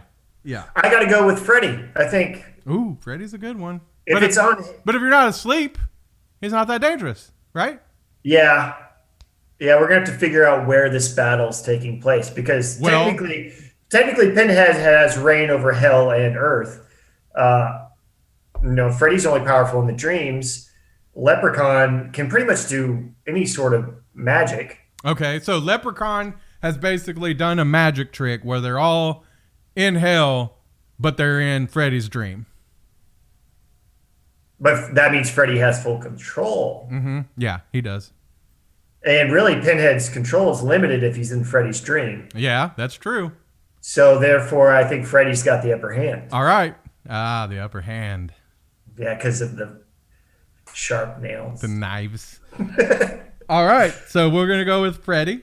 All right. And then our last little category here, it's a lot more wholesome. And we've mentioned probably some of these already, but basically the best Halloween movie for kids. Any that you really like, because, my nephews are young, so I'm trying to find movies that they can watch. So we already mentioned Ernest Scared Stupid. I think Beetlejuice is probably one of those that most kids can watch. Ghostbusters. And then the other one I was thinking, this one isn't really for like kids, but I feel like a lot of kids can watch Sleepy Hollow, the movie. Okay. So those would be like kind of my recommendations if you're like, what movies should I show my kids? Oh, we got one more category too, I forgot, but we'll get to that in a minute. I'm looking for my notes. Okay. All right, continue on, Brad. Yeah. So I mean, like I say, Monster Squad, that's obviously a kids movie. That's one of the more classic ones. And then I found this out. I grew up watching the cartoon of Sleepy Hollow, right? Did you see that? The Disney one? I don't think I did. Oh man, I think that was the first one I ever saw, was when, like maybe in school or whatever. And then come to find out that's like not actually like a whole movie unto itself. It's on Disney Plus right now, but it's some movie that they did back in the 40s or 50s called Ichabod and the Adventures of Ichabod and Mr. Toad. And so it's like basically that the Sleepy Hollow part is like a sequence of that movie. Oh, okay. So if you watch all of that movie, you can see that within the movie. But I didn't realize that it wasn't its own movie. Yeah. My son is a huge fan of the Before Christmas. The Nightmare Before Christmas? Yeah, Nightmare Before Christmas, which I remember seeing in theaters when it came out. Yeah. That's how old we are. My nephews love that one. And guess what else they love? And it's weird. I don't get it. What? Sweeney Todd. Oh, really? Yeah, and I love it too, but I'm like, that seems like an odd kids movie. I mean, yeah. It's definitely not a kids movie, but they love it. Yeah, these movies that growing up I didn't even pay attention, like Hocus Pocus is huge now. I loved Hocus Pocus though. I should have brought that one up. Like I love Hocus Pocus. Like that's one that I have to watch every Halloween as well. I just really Probably dig it. The scariest Bette Midler movie besides Beaches. Yeah. Maybe. Yeah. Anyway, sorry. Beaches is pretty scary. Yes, yeah, I like Hocus Pocus now. My son loves it, so Yeah, I mean, I liked it back in the day, to be honest. It wasn't the. It was maybe a little cheesy to like it, but now and now, I mean, like I think it's generally well regarded. Um, People, well, there's going to be another one, I guess. yes, they talked about they're going to do a sequel. Bette Midler's And in, and yeah, Sarah Jessica Parker, and all those, and the sweet. other one. I'm excited. Yeah, the other one. Can't remember her name. Yeah, so I'm excited about that because I really liked Hocus Pocus, and I think that that's one that every kid can watch every year for Halloween.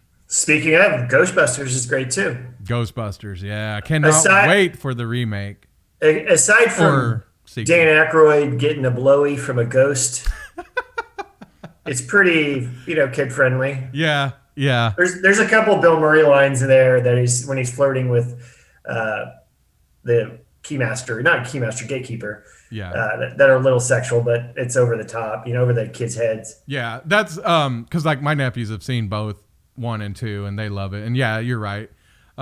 Teen Wolf, I mean, that's one that kids can watch. It's not like really scary, but it's I want a keg of beer. yeah. But see, like when I was growing up, I never knew that Styles was having him sniff out his brother's weed in the garage. Like, I didn't. That I'd went have to over watch my it head again. too. Yeah, yeah. And then Sleepy Hollow, because that's one I was planning on watching with my nephews this weekend.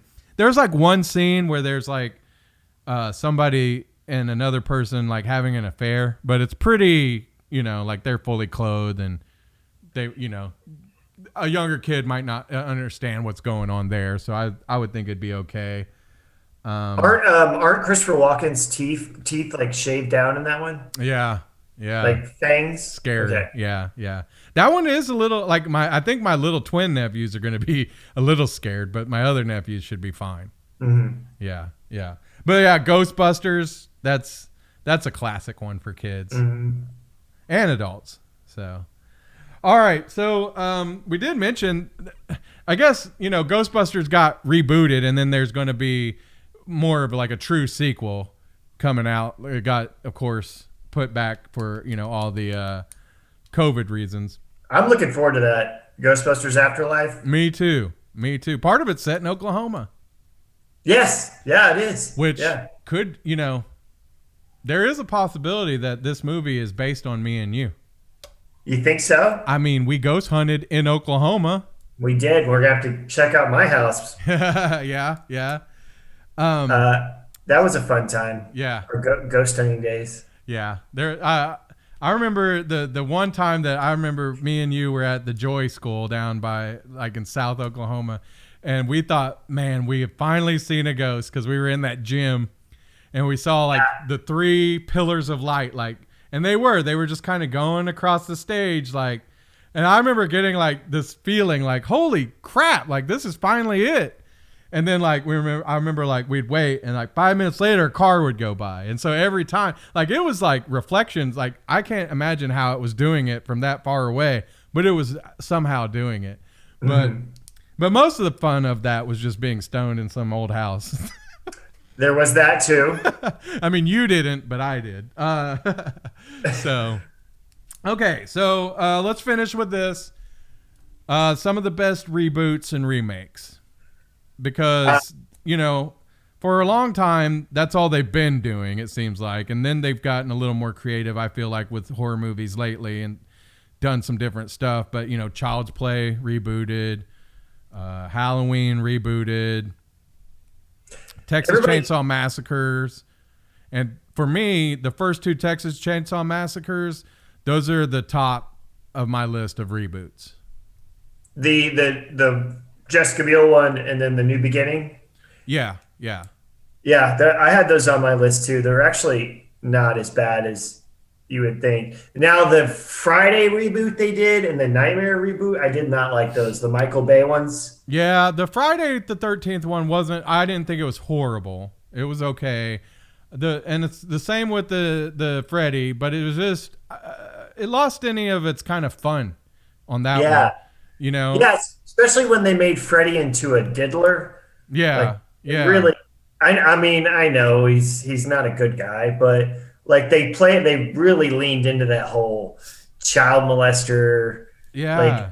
it made it. I don't know. It just Me and Cameo talked about that actually a few weeks ago because I don't know how we got to talking about horror movies, but and I had mentioned I was like I just don't remember them making him such a child molester in the original movies. Now I did go back and read that I guess the parents had chased him out of town and all that, and how he became Freddy. And so but I felt like that was more insinuated.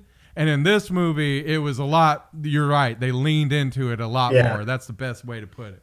well, in the first franchise, he was a child killer. Mm-hmm. He was just kind of creepy. Yeah. In the reboot, they were like, nah, full diddler. Yeah, I didn't like that. It made it too dark. Mm-hmm. Yeah.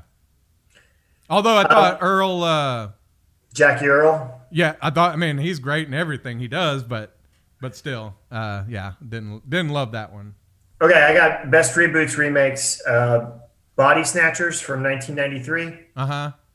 I like that remake. Same goes with the Blob remake they did in the 80s. So you're talking about Invasion of the Body Snatchers? Yes. So the one that you're talking, the remake, is that the one with not Donald Glover. Donald Sutherland? Donald Sutherland, yeah. I think he's in that one, yeah. Because didn't they make another one not too long ago? Body Snatchers, yeah. Okay, so which one? one? Wait. Invasion of the Body Snatchers. Yeah, so which one are you talking about? Like the one from the 80s or the newer one? From 93. Oh, okay. Okay, yeah. Okay, cool. Yeah. I really love the 2013 Evil Dead. Yeah. Yeah, that was even though the Evil Dead just doesn't need to be remade. Yeah. The tone of this one was way scarier. And that's that same guy, that Fede Alvarez. He's pretty good. I put the TMC or Texas Chainsaw Massacre reboot on there. I liked those. The Elijah Wood Maniac reboot. Quarantine, Jennifer Carpenter. We mentioned her earlier, but that's the remake of Wreck, or a reboot, I guess, whatever you want to call it. Oh, okay. The Fly. Yes. I just watched The Fly the other day with Jeff Goldblum. Mm-hmm. Yeah, that was a good one. That was a really good one. I put down the zombie remakes of Halloween. I really actually like the remakes they did of It, Chapter 1 and Chapter 2. That's what I was going to say. Before the Texas Chainsaw Massacre, or before It would have been the Texas Chainsaw Massacre. But I really thought that the two It movies, they did great. They didn't take away from the original movie. Like it was a really good update. Yeah, and it stuck a little bit more to the books in some ways. Mm-hmm. I also put down Dawn of the Dead, the Zack Snyder. That's what I was just going to put as number one. I believe you and I saw that together, didn't we not? It seems like the right time frame, yeah. Yeah, I think that we saw. I think we got to go to one of the sneak previews, and yeah. So Zack Snyder, which I always kind of forget that it was Zack Snyder that did that one, but it had the great music, and then it had my favorite scene is they're up on top of the mall, and he's like Rosie O'Donnell. Yeah. And he's just picking out the zombies who look like celebrities. Yeah, that's a great movie. That is a good one. Zombie babies in it, but yes. they have the Dick Cheese, the Down with the Sickness lounge version. Yes. That's such a great little montage scene. Oh my God, I got to watch that one again. I got it on DVD. I'm gonna go watch it after this. And nobody likes. I know a lot of people complain about fast zombies, but I don't mind it. No, I think it kind of even makes it even more terrifying. Yeah, like the idea of slow zombies. Like, what are you gonna just serpentine your way through them? They're not like the 28 Days Later zombies though. They're not like the rage zombies though, right? They were a little slower than that, weren't they? In Dawn of the Dead, or were they pretty fast? They were pretty fast. Okay. I mean, they still walked in like zombie hordes. Yeah. But Okay. If they had if they had a nice straightaway, they're gonna. But yeah, I mean, if they're just barely ambling on, that's not scary. I can get away from them. Yeah. Yeah. I love that Dawn of the Dead remake. More so than any of the other probably like of the Dead movies that came after. Was there more? Oh, you mean like the ones that he did himself, Romero did, the Land of the Dead, and Yes, yeah, yeah, Island of the Dead, I think. yeah. Island of the Dead, yeah. I mean, they weren't bad.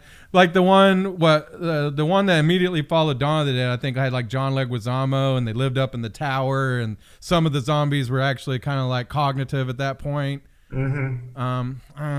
I didn't love that one. And then I think Island of the Dead was just okay. And then I know they made another one that came out not that long ago, but I didn't even watch that one. Was it any good? Diary of the Dead? Yeah, Diary. Was it any That was good? It was okay. Mhm. I mean, it's Romero, so he's a little goofy at some points. But Yeah. Hills Have Eyes, the 2006 version, That wasn't bad. That was a good one. also pretty brutal. Yeah, you're right. I think we saw that one together too. We went on so many dates. I know. It's hard to remember all of them. I know. I also put House of Wax remake. Oh yeah, with who was the Hilton, right? Yeah, simply for that scene, the Paris Hilton kill scene, because the crowd went crazy when she gets impaled on a pole. Yeah. Which is so perfect for her to die that way. The Piranha 3D with it's Alexander Aja. It's so ridiculous, but for some reason I loved it because it was so it was such like a homage to Jaws and Piranha the original. Oh, okay, yeah. Or Lake Placid or any of those. It was good. Mm-hmm. The Crazies. Yeah. Timothy the Elephant, another Romero movie. Yeah, that's a good one. I Spit on Your Grave, Last House on the Left. Those are pretty good. The Ring, the American version. Some people don't like it as much, but The Ring, the Japanese version, is just so long. Yeah. Like 2.5, 3 hours long. It's just super long. Let Me In. Oh, okay. So Let Me In, that's a great one, but Let the Right One In is even greater. I agree. But Let Me In didn't do no wrong. I mean, it was still a great movie. It's just that Let the Right One In was just so good. So good. I've said the same thing, yeah. Like it's not a bad American remake. No. I would say the same thing with The Ring. It's not as good as the original, but as far as American remakes go, not bad. Yeah. My Bloody Valentine, do you remember that from 2009? It was all 3D. I don't think I saw that one. No, I might have to go watch that. Another, this one might be on your list, and it's one we talked about last year, and I don't know if we'll be able to do it this year because there's not a whole lot to pick. Last year we did the horror Christmas movies, right? Uh-huh. So I don't know if that one's going to work again to do it again this year, just because how many are there? But they did the remake of Black Christmas, right? Yeah. Which I didn't get to see yet, but I saw that it's coming to either Netflix or Amazon free streaming this month. Okay. So I'm gonna have to check it out. As a remake, what'd you think of it? Or did you watch the remake? I couldn't remember. I did. I watched the remake. It's completely different from the original. Oh, okay. Mm-hmm. The slasher, which kind of made Halloween and Friday the 13th is all comes from Black Friday or Black Christmas. Yeah. It's completely different. Yeah. Well, I'm excited to check that out. I remember now how me and Cameo got talking about the one, because we were talking about Child's Play. Child's Play is about the only horror movie that Cameo will watch. Mm-hmm. What'd you think about the remake? Because I didn't watch it for a long time because everybody crapped on it so much. By the time I saw it, I was like, oh, this ain't that bad. Yeah, I didn't hate it. Yeah. And I like Aubrey Plaza. And yeah. I like Mark Hamill, obviously. Yeah. I just kind of like how they updated it to where it was less supernatural, but something that could maybe actually happen, Yeah. Yeah. I didn't hate it. I thought it was good for a remake, right. a reboot, whatever you want to call it. And they had to do something like the Cold of Chucky and the weird Bride of Chucky stuff they did. Yeah. So I liked it. I agree. So basically it's kind of a toss up because I really like Arlie Ermy or however you say it. Like he is what made the Texas Chainsaw Massacre reboots even better, I thought. Mm-hmm. And then the It, like both of those are up in the air for me because I really liked them. Now, this is kind of a B-side, but along about early 2000s, they made a remake of Salem's Lot with oh man, I get him confused. He's not Robert Downey Jr., but he's the other guy from the 80s that got in trouble a lot. Rob Lowe? Yes, Rob Lowe. He was in it. Did you ever see that one? It was made for TNT. That's what I was thinking. I think it was just a TV series, right? And it was actually pretty good because it was even more kind of like along with the book than the original one. But both of those I love. And of course, the original Salem's Lot is one of my favorites. Didn't they do something like that with the Dead Zone? Ooh, I don't remember. The original Dead Zone, what, with Christopher Walken, right? Yeah, but then they redid it with like Anthony Bourdain. Too Anthony soon. Bourdain. Too soon. No, the kid from Breakfast Club. I can't remember. Oh, Anthony Michael Hall. Yeah. Yeah. All I could think of was Dexter, Michael C. Hall. Oh yeah. I don't know. I might have to check that one out. I'm not sure if they did or didn't do that. But that'd be a good one. I like the original Dead Zone with Christopher Walken. Mm-hmm. Of course, I like anything with Christopher Walken. Did you see all those Prophecy movies?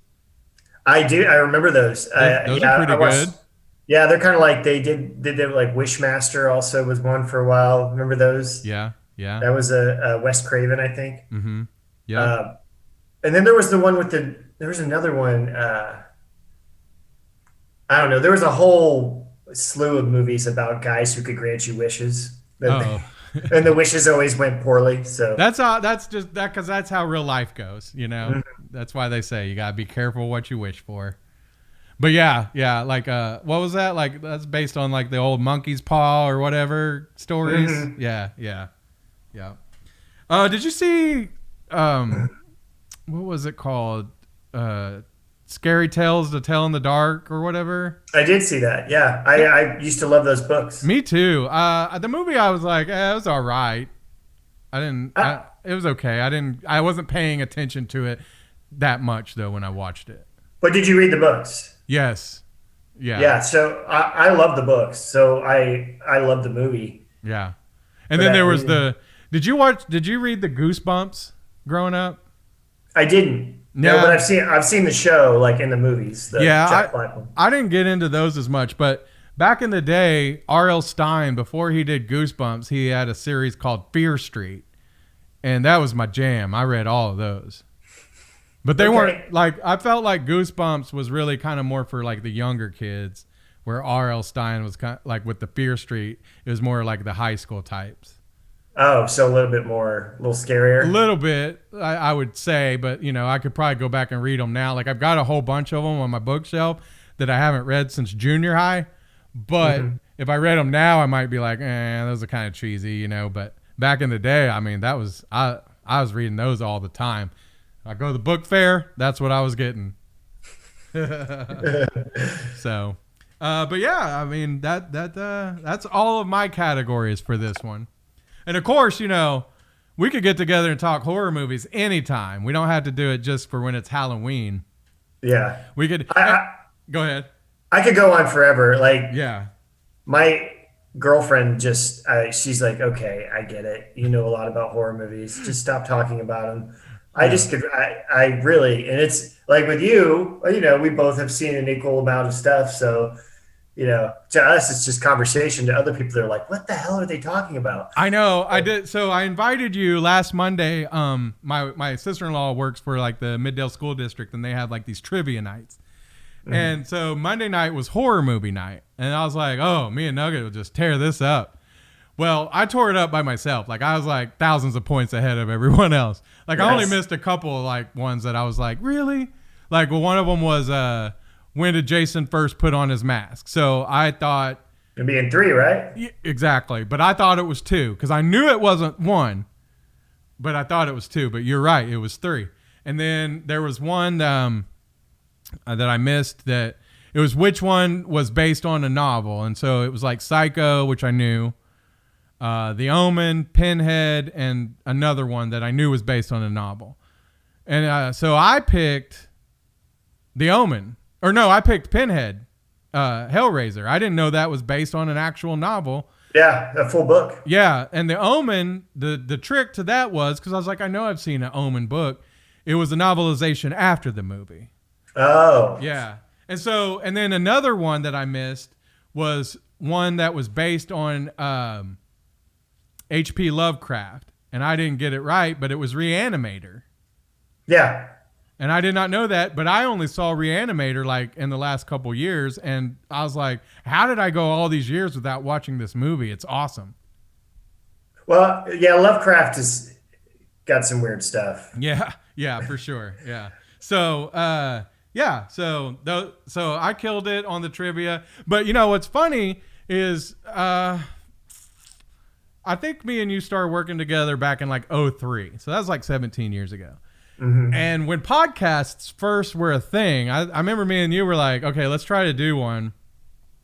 But we couldn't get set on a theme. I feel like that was kind of, and then, I don't know why we didn't just start a horror movie podcast then though. Like that should have been our I know.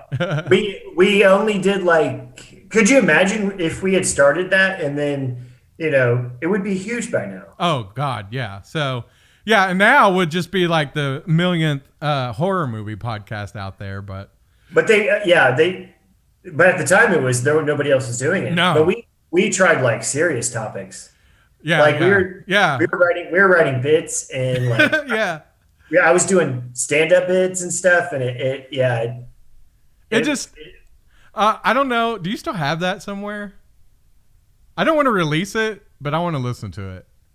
I don't think I have it. But it would be a lot like when I listened to my old air checks from back in the day. I'm sure I'd be like, oh God. Oh Lord. Oh Lord. That was back when I was a baby DJ. Now I'm, fully flexed. You're Fat Dave Grohl. Yeah. Like the only reason I thought that'd be a funny costume is people will tell me this now, like, cause now that my hair's long and stuff and I got the beard, they'll be like, hey, did anybody ever tell you look like Dave Grohl? And I'm like, I look like I ate Dave Grohl. I don't know. You got to promise me though that you'll have a hero hoagie sandwich. Yeah. There goes my hero. That's perfect. That's perfect for a fat Dave Grohl. Yeah. So we should try to find our own. We should we should do our own podcast. That's one thing we should start doing. And yeah. No disrespect to Cam. No. It's just you're the first wife. He's just the flashy new wife. You know what I mean? Yeah. So anyway, but happy Halloween to you and to everyone else. I hope everybody's safe out there during this one. Mm-hmm. Like I said, I'll be, but hopefully by next year we'll be back into the swing of trick or treating and all that, And I had $1 million idea though. I think what we should have done is got like a bunch of acres, and instead of doing like a walkthrough, you should do like a drive-through haunted house. Yeah, and that's a great idea. Yeah, and then that way, boom, COVID, don't worry about it. Yeah, don't get too close to my car. Yeah, well yeah.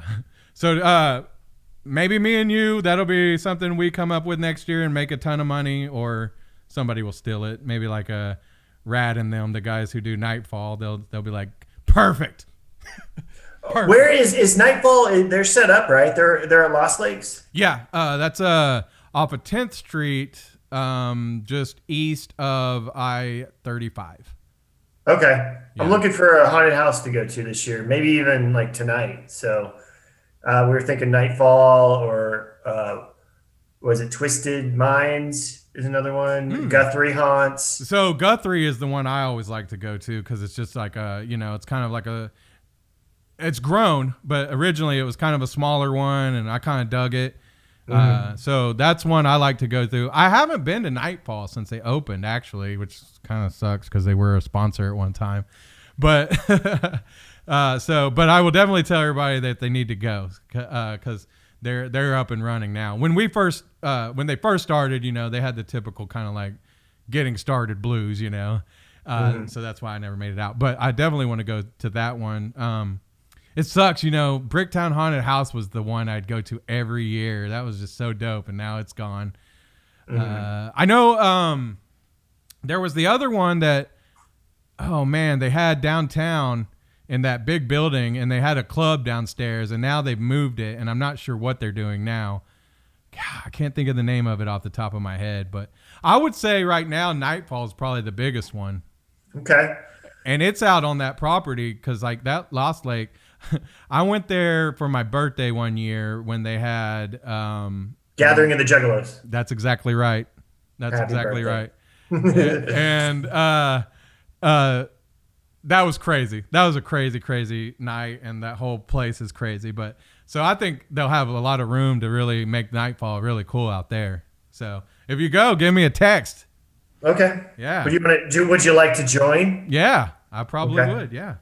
All right. Yeah. I have to make sure Jen has some money because I'm broke. I spent my money on all these Halloween toys. Well, I know, but aren't you flourishing with the pandemic and weed sales? Like, how is that not? I will tell you, Pot County Cannabis 420 bomb. You're up. Yeah. Look at your local dispensaries. But at the beginning of the pandemic, holy smokes, like that right. Yeah, like everybody got their little stimulus check and loaded up. And it's kind of gone down just a little bit, but not bad. But yeah, I mean, as for all the people who have, with this pandemic, with their business doing poorly, ours has done, better. And so I'm blessed on that regard. So yeah. That's good. Yeah. So yeah, we're doing good. But like I say, buying a new house, ugh, all my money's tied up. I bet. Yeah. It's a dope house, though. I'm excited for you guys. Yeah, I am too. So, I mean, I love the house I'm in, but this one is just, man, it's got a lot of cool stuff. I'm excited for you to see it. And if it's haunted, even better. Nice. Yeah. Is Jen psyched about the haunted part? Probably not. Okay. She doesn't really believe in any of that anyway. Which Gotcha. I'm still skeptical after all those years of ghost hunting. I'm just like, I think I would have saw something. But I still allow for the unknown. Do you watch paranormal shows and you're like, yeah, right? Yeah, I can't watch Paranormal Activity. I'm like, no. Yeah.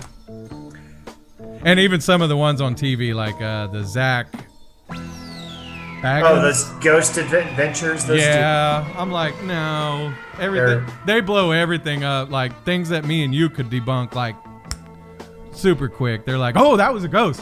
I know it because it possessed me and it was inside me and it went out my butt and now I'm butt boy. Butt boy. And we brought it back to butt boy. Yeah, butt boy. All right, well, I'll let you go, Nugget. Thank you for being on the show. We'll have you back.